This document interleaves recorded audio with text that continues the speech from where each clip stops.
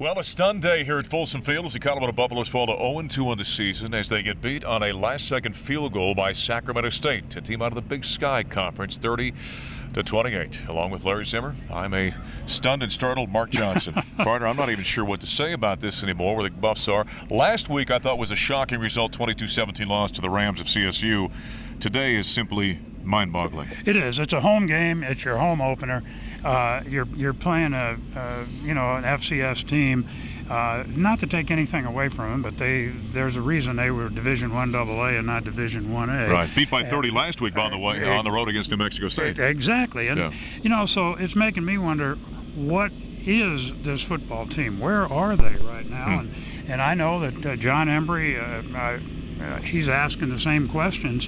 They're the guys who have to come up with the answers, though, and I know they had a meeting right after the game and things like that to try to get those answers, and they've got to look at the tape and see what's going on. The offensive line was getting beat again today. The defensive line was getting beat.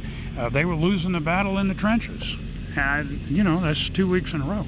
When you are a BCS-level school and you've got a program that is supposed to be predicated upon controlling the line of scrimmage, you're not going to have a great deal of success. That's right. Now, with that being said, there was a bright spot today. Christian Powell, who got the surprise start at running back, at tailback today, had a 64-yard touchdown run, rushed for 140-some-odd yards, and really was, I thought, a bright spot. A big bruising running back, which the Buffaloes have not had for quite some time. But so many times, Christian Powell was doing it on his own. Right. He was being hit in the backfield, and just with his sheer power and size, he was able to gain that 2, 3, 4 yards. And early in the game, after Colorado jumps out to a 14-0 lead, I said, well, this one's going to go the way it's supposed to go. Yeah.